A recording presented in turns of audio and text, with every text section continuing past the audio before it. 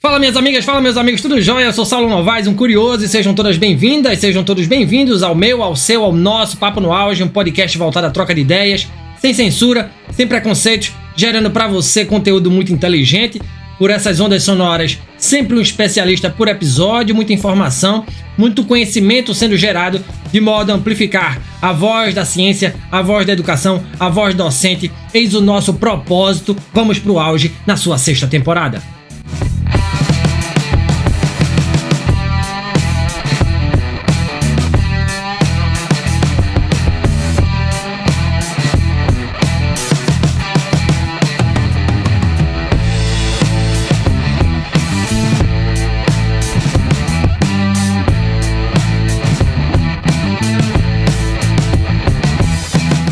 Superman é mais que um herói. É um símbolo em crise no mundo cada vez mais fragmentado. Filho de dois mundos, ele encarna o ideal do bem absoluto em tempos de verdades relativas. Em meio a guerras culturais, disputas ideológicas e desconfiança das instituições, seu poder já não basta. Ele precisa justificar sua existência. O Homem de Aço carrega agora o peso de ser esperança e ameaça ao mesmo tempo. Ser herói no século XXI talvez exija mais humanidade do que força. E para falar sobre o Homem de Aço em nova roupagem, convido a este Papo no Auge o super professor e super amigo Tiago Modenese, o senhor já é de casa. O professor Tiago é bacharel em Direito, licenciado em História e pedagogo, especialista em ensino de História, Ciência Política, Gestão da Aprendizagem e Moderna Educação, mestre e doutor em Educação, com pós-doutorado na área, é professor no mestrado em Gestão Pública para o Desenvolvimento do Nordeste e nos programas de pós-graduação em Engenharia Biomédica e Ciências Farmacêuticas, todos na UFPE. É membro também do Instituto Nacional de Ciência e Tecnologia do Complexo Econômico Industrial da Saúde, pesquisador sobre inovação e Estado, charges, cartoons e histórias em quadrinhos e também editor na Quadriculando Editora, além de presidente do PCdoB em Jaboatão dos Guararapes, Pernambuco. Professor Tiago, mais uma vez, prazer enorme poder voltar a falar com o senhor. Persona recorrente, como eu disse aqui no nosso programa. Bora falar sobre o Superman. Quem é esse personagem icônico dos quadrinhos e do cinema? Seja mais uma vez bem-vindo, professor. Obrigado, Saulo. Acho que eu já posso até pedir música para o Fantástico, porque eu acho que é a terceira ou quarta vez que eu venho aqui no Papo do Auge. Papo no Auge. É sempre um prazer. Adoro o seu programa. Acompanhei a evolução dele, né? E você se consolidou como uma voz nesse debate sobre vários temas da política, da cultura, da educação, e é muito bacana estar aqui mais uma vez. Superman, ele voltou aí ao centro dos holofotes em função do novo filme, né? Que estreou recentemente nos cinemas do Brasil e do mundo, e todo um debate, porque o Superman ele já tentou várias vezes no cinema. O clássico são aqueles filmes com Christopher Reeve, né? O primeiro Superman ali, né? Primeiro nesse período mais recente, né? Houveram filmes anteriores, né?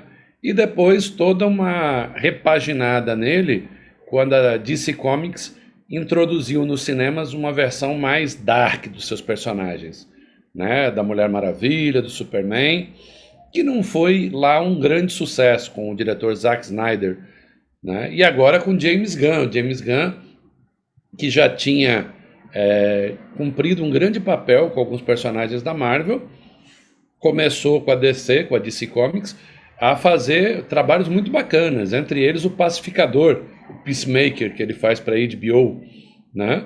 E encarou esse desafio, que foi fazer uma nova versão do Superman para o cinema. Essa versão tem como base uma história em quadrinhos chamada All Star Superman, publicada pela DC Comics, e mostra esse Superman com essas características que você descreveu no começo da sua fala. Um Superman ali mais light, um Superman mais com mais luzes no filme, na maneira de se relacionar, e muito inserido nesse século XXI. Então é um filme com muita internet, com muita rede social representada, né? Sem dar spoiler aqui, inclusive a mania de postar vai ser muito importante em um determinado momento do filme, né? E um personagem complexo, né? E gerou, em alguns setores, vários ataques ao filme, dizendo que era um filme woke, era um filme engajado politicamente. E o James Gunn enfrentou esse debate, né? Porque o Superman, ele é um imigrante ilegal. Inclusive é tratado assim no filme, né? O Luthor retrata o que é a política dos Estados Unidos de hoje, que é um discurso que, numa segunda camada, tem outra intenção. Tipo isso que o Trump tem feito ao atacar as economias do país e, curiosamente, no dia que ele ataca as economias do país, alguém compra dólar. Depois alguém vende dólar, como a gente viu recentemente na mídia. Então, as intenções espúrias estão no filme. Um personagem complexo que destoa, inclusive, dos outros heróis, positivamente. Um personagem mais puro, que mostra a importância da criação dos pais, mas não só, mostram como o mundo é complexo e todo um debate sobre fronteiras, democracia e tudo mais. Professor, veja, não foi em vão, né, o senhor estar aqui hoje para a gente discutir o Superman, que, como eu disse no início aqui, da gente começar a gravar, é um herói da minha infância, né? Eu assistia muito aos filmes do Christopher Reeve. Num momento conturbado politicamente, tá? E eu assisti ao filme.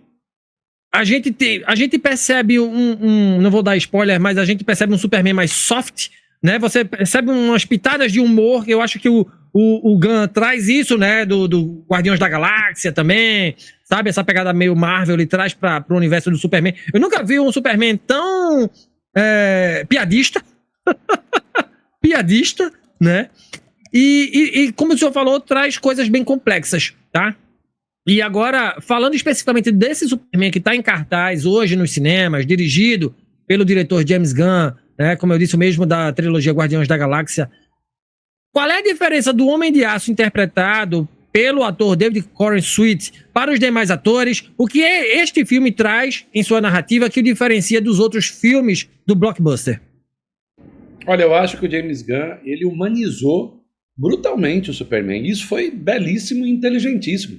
Então você tem um Superman que gosta de música punk rock, um Superman que teve ali todas as crises de um adolescente, um Superman que tem uma relação complexa com a Lois Lane, um namoro ali que é namoro e não é namoro ao mesmo tempo, né? Então é muito interessante a maneira que o filme aborda isso, entendeu? E acho que o ator, ele casou muito bem no personagem. São dois atores que para mim funcionaram muito bem. E eu arrisco dizer que, à exceção do Christopher Reeve, que é um marco do cinema ali, o atual ator do Superman é o melhor ator para o Superman. E arrisco a dizer mais, que a Rachel, né, Brosnahan, acho que é assim que pronuncia, ela, que eu já era apaixonado pela Rachel Brosnahan, pelo papel que ela cumpriu no maravilhosa Miss Maisel, disponível na Prime Video. Ela é uma atriz maravilhosa, de um humor refinado. Ela foi fundamental para esse equilíbrio entre Superman e Lois Lane, inclusive no humor que você destacou. Então, na minha opinião, ela foi a melhor Lois Lane no cinema até hoje, incluindo a Lois Lane dos seriados, de Smallville e dos outros seriados. Acho que ela deu ali um toque de sarcasmo, de inteligência, né? E tá entre as várias coisas, Saulo, que o filme nos traz. O filme nos traz um empoderamento feminino, nos traz uma Lois Lane que, diferente do período do Christopher Reeve, em que a Lois era pobre, jovem, inocente, que é jornalista, que tinha que ser salva pelo Superman o tempo todo, a Lois não.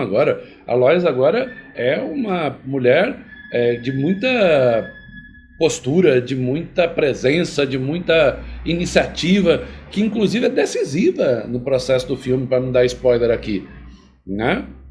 O filme reserva essas pérolas, né? Alguns disseram que o James Gunn exagerou na quantidade de personagens. Eu discordo. Eu acho que o James Gunn, e acho que os universos da DC, que é o caso do Superman, e também da Marvel, reservam um elenco de personagens que seria uma estupidez não aproveitar, né? Uma estupidez. O Senhor Incrível, o Guy Gardner, a Mulher Gavião, o Metamorfo, que eles chamam ali de Homem Elemento, mas ali é o Metamorfo, são personagens geniais. E você usá-los ali, né, na cena pós-crédito, isso eu posso dizer, porque já está viralizado na internet, ainda aparece a Supergirl e o Krypto, né, que tem ali toda uma inteligência na presença do Krypto. Então é uma obra de arte que coloca os filmes da DC num outro astral, dialoga com outro astral. O bom humor de Lois e Clark, de Superman e Lois Lane, ajuda a diminuir a tensão de um debate profundo. Deve ou não o Superman interferir na política internacional? É errado o Superman impedir uma guerra? O Superman pertence a algum país? O Superman pertence aos Estados Unidos? Então é um debate que aparece ali, né? Mostra todo esse processo asqueroso que as redes sociais têm tornado o século XXI, de campanha de ódio, preconceito, que atinge o Superman em determinado momento do filme, né? Que é culpabilizado por uma coisa que os pais dele, em tese, poderiam ter feito.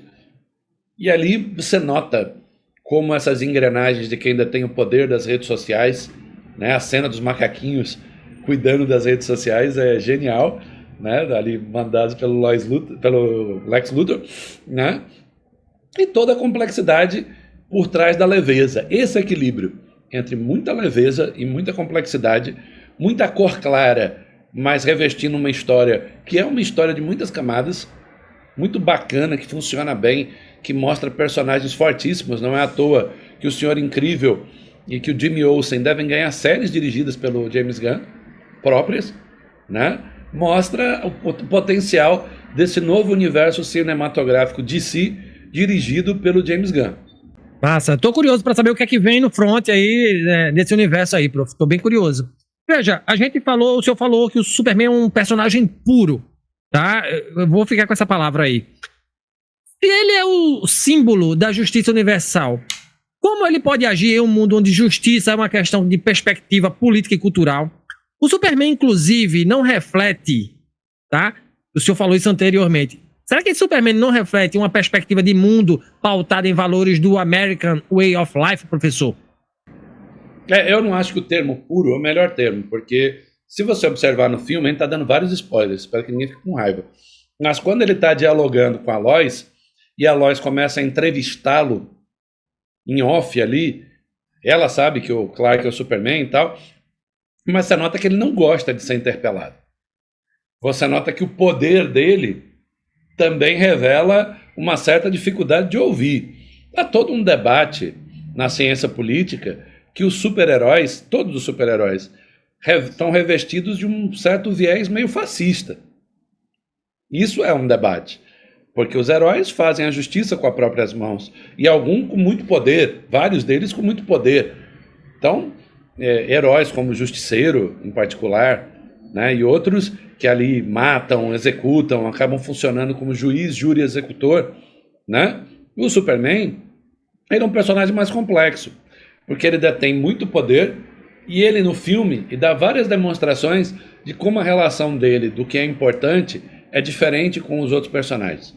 Então, por exemplo, quando ele está enfrentando ali uma espécie de dragão grandão que o Lex solta sobre Metrópolis, é a preocupação dele de não machucar o dragão. E aí o Guy Gardner tá pouco se lixando se vai machucar ou não, mata o dragão ali de boa, entendeu? Ele preocupado em salvar um esquilo.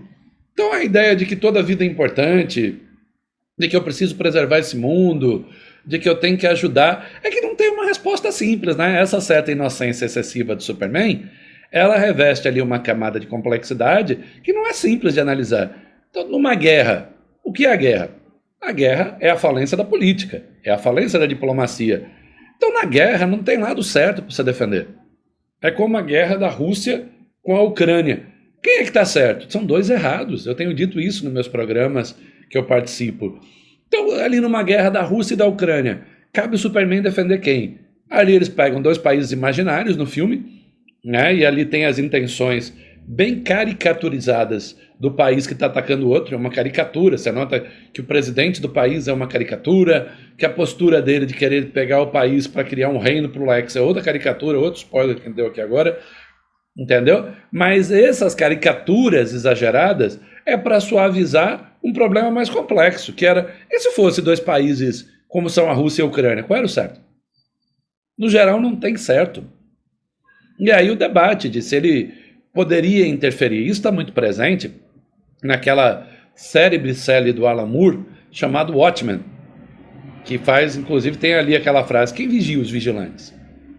Quem é que controla? E no próprio Cavaleiro das Trevas, do Frank Miller, em que o Batman precisa ter as prevenções para enfrentar um Superman. Se o Superman enlouquecer, se o Superman quiser controlar o mundo, como é que o cara faz? Né? Que é ali o debate também no filme. Que o Superman veio para ajudar na Terra. O que é ajudar mesmo, né? O Superman teria poder para acabar com a fome do mundo. Entendeu? Todo um debate ali, entendeu? E como é isso? Por que ele não acaba com a fome no mundo? Porque ele entra ali no debate da nossa liberdade, do nosso poder de decisão individual, da nossa democracia. E o Superman se submete à nossa democracia, percebe como tem camadas esse debate? E que não é um debate simples, que a caricatura do filme, ao pegar a Borávia e outra nação, que são imaginárias, tenta suavizar isso, porque como bota um ditador, uma caricatura ali, o cara já fica logo com raiva dele. Mas e se fosse um cara normal? Se fossem dois presidentes eleitos brigando? Não é simples. A gente está assistindo agora essa tragédia de Israel com a Palestina, por exemplo. Qual seria o papel do Superman disso, né? Entendendo, por exemplo, se o Superman é um instrumento do governo dos Estados Unidos, ele ia ajudar Israel a matar a criança palestina, como Israel tem feito recentemente? Provavelmente não. O que a gente está vendo, Sal, na indústria cultural estadunidense, nos quadrinhos, no cinema, são os personagens incorporando, introjetando a crítica ao governo republicano. Isso aparece no Capitão América e isso está aparecendo no Superman também. É uma crítica ao que representa a ultradireita em particular e o presidente Trump. Isso está muito presente na indústria cultural dos Estados Unidos, até porque essa galera, o Trump e os seus de ultradireita, Bolsonaro, Milley, Meloni, no geral atacam a cultura, atacam o cinema, atacam os quadrinhos, e há uma reação da indústria cultural também, porque entendem que eles não querem uma indústria cultural que produza arte e cultura que faça pensar e reflexionar. Mas o filme também é belíssimo, é uma obra de arte cinematográfica, tem uma história redondinha, entrega diversão, é aquele filme que você gosta de assistir com alguém junto, porque você sai ali com vontade de comentar, você sai com vontade ali, você sai feliz do filme. Fazia tempo que a DC não entregava, é uma nova fase, é um novo estúdio da DC. Para os mais desavisados, como eu disse, não é a primeira obra do James Gunn já tinha produzido, né, para a DC o Peacemaker, né, o Esquadrão Suicida, salvo engano meu, também do James Gunn, e a animação Comando das Criaturas, que é genial, está na HBO, é dele também, e é um negócio estupendo. O que o James Gunn tem, que está bem suavizado no filme? Um humor ácido fenomenal. Isso no Peacemaker, no Pacificador, no Esquadrão Suicida, no Comando das Criaturas, é de uma agressividade, de uma entrega ali que, para quem curte esse tipo de programa, é muito bacana.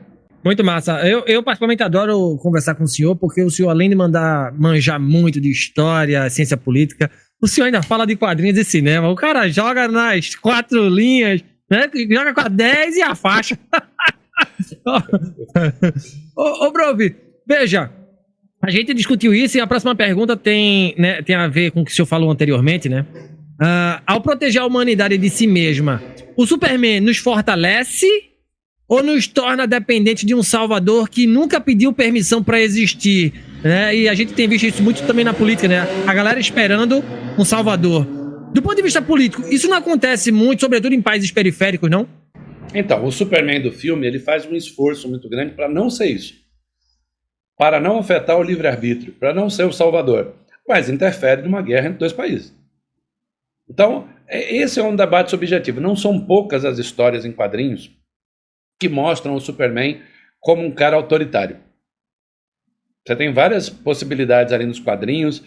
Tem história em quadrinhos, inclusive, que retrata o Ultraman, que nesse filme do Superman é o seu antagonista principal, e esse Ultraman, nas histórias da DC, pertence a outro universo dos quadrinhos, dentro da DC, a uma terra paralela, em que ele lidera um sindicato do crime. E esse sindicato do crime, liderado pelo Ultraman, domina a Terra. E nessa Terra, curiosamente, o Lex Luthor é o único herói que sobrou. E é o problema do livre-arbítrio. O que fazer com pessoas tão poderosas? Essa premissa não é nova nos quadrinhos. Ela está presente no The Boys, do Garth Ennis, que virou seriado da Prime Video, que mostra como é que o cara faz com os caras tão poderosos, né? Para impedir. Qual é o limite disso? É claro que esse debate do poder, a gente pode transpor o poder físico do Superman para o poder do dinheiro. De um cara como o dono da Amazon que fecha um país para fazer um casamento. Fecha uma cidade para corrigir. E não um país para fazer um casamento. Isso também é poder. O poder de um presidente como Trump, que vai e taxa outro país em 50% por pura birra, porque um amigo dele, que ele já disse que nem é amigo dele, né, o Bolsonaro, está sendo perseguido. Não está, né, gente? Sendo perseguido pelo governo. Primeiro que não é o governo, é a justiça, são poderes independentes, mas percebe, tudo isso é poder. E é um poder maior do que o poder do Superman, porque o Superman é um cara só, que tem um poder físico ali, né, e que luta para não ser subvertido por esse poder. Tenta não afetar o livre-arbítrio, mas isso é muito complexo, não é à toa que criaram-se várias histórias em quadrinhos, como eu citei aqui, o Watchmen, Cavaleiro das Trevas, que mostram o perigo de super-heróis perderem a mão, se tornarem ali mega fascistas, né? Tem inclusive um encontro, um crossover entre os personagens da Marvel e da DC, e os personagens da Marvel enxergam os personagens da DC com essa característica mais dark, mais fascistizante, né? E é isso, é quem te deu o direito de policiar a minha cidade? O que te faz melhor do que a força policial? Quem te deu o direito de prender os outros, né? E de matar os outros, feito Frank Castle, né? Do Justiceiro e de outros personagens, né? Onde acaba o limite disso? Embora é bom lembrar, quem nos ouve, quem nos assiste, que o Superman na sua criação não era o Superman do filme, né? O Superman é criado por Jerry Siegel e Joe Shuster, publicado em 1938 na Action Comics número 1, ainda ali era National Comics, a editora não era ainda DC Comics, e eles recebem, pelas 10 páginas que fizeram, a primeira história do Superman, $130. $130 em 1938, que era mais do que hoje, mas mesmo assim é pouco dinheiro. E assinam um contrato, que era o contrato padrão da época, Saulo. Qual era o contrato padrão? Eles cometem o erro brutal de abrir mão dos direitos do personagem logo na primeira revista.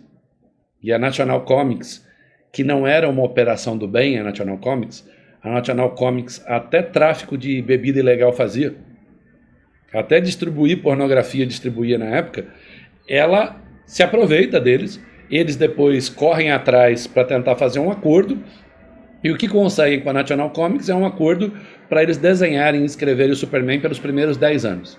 Houve toda uma luta, você pode observar que no final do filme há um agradecimento à família do Siegel no final do filme, entendeu? Porque eles são os criadores do Superman, mas o Superman originalmente nem foi pensado como história em quadrinhos, foi pensado como um conto pulp.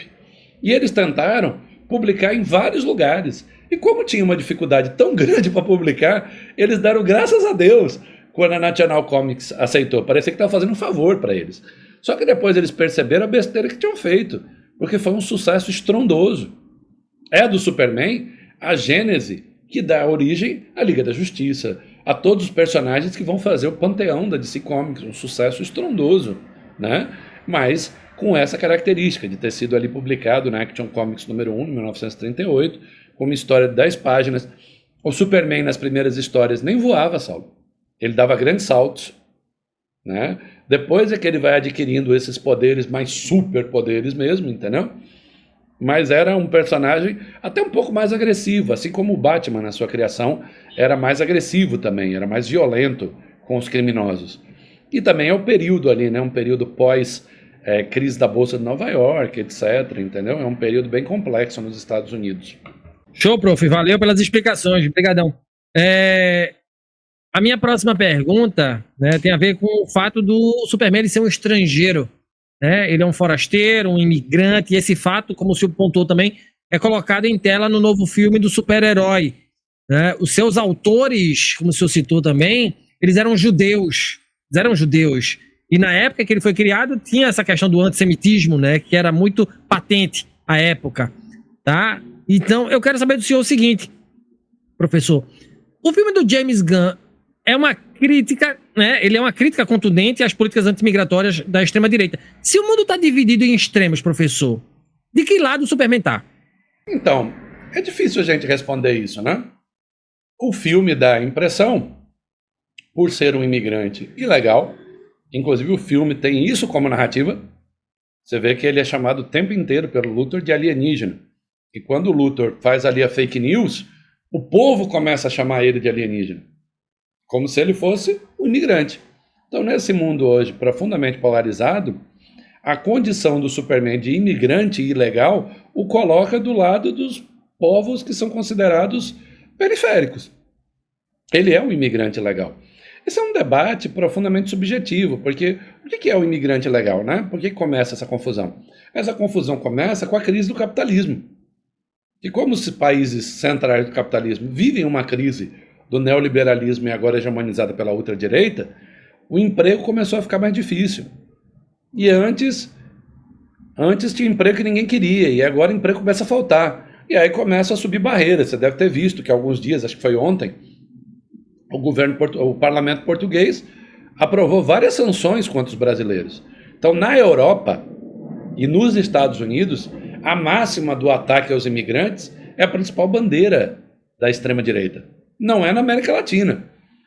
Mas ela é ridícula e absurda. O Trump é casado com uma imigrante. O Elon Musk é um imigrante. Né? Os criadores do conceito de Estados Unidos eram imigrantes. Vários parlamentares estadunidenses são imigrantes. E o Trump passou a ameaçar todo mundo com isso. Ameaçar de caçar, quer dizer, hoje os Estados Unidos caminha do jeito que vai para uma república proto-fascista. Várias medidas que o Trump vai tomando são um processo de fascistização, ataque à imprensa. Você deve ter visto a confusão dele recentemente com o Rudolph Murdoch, né? Peitando ali e tentando intimidar a imprensa, intimidar os meios de comunicação. Então, os Estados Unidos, assim como o Brasil, como a maioria dos países do mundo, em particular os países fora da Europa e fora da Ásia, são países montados por imigrantes. Então esse debate é um debate absurdo, entendeu? E é reflexo disso, essa agudização do mundo e ficar à procura do inimigo. E o inimigo virou imigrante, quando lhe é conveniente, né? Porque, como eu disse, a Melania Trump também, ela, né, não é estadunidense de nascença, o Elon Musk e vários outros que se naturalizaram e construíram aquele país. Então o Superman, no filme, há uma clara mensagem de que ele é um imigrante, de que ele é um alienígena, que ele não pertence àquele contexto.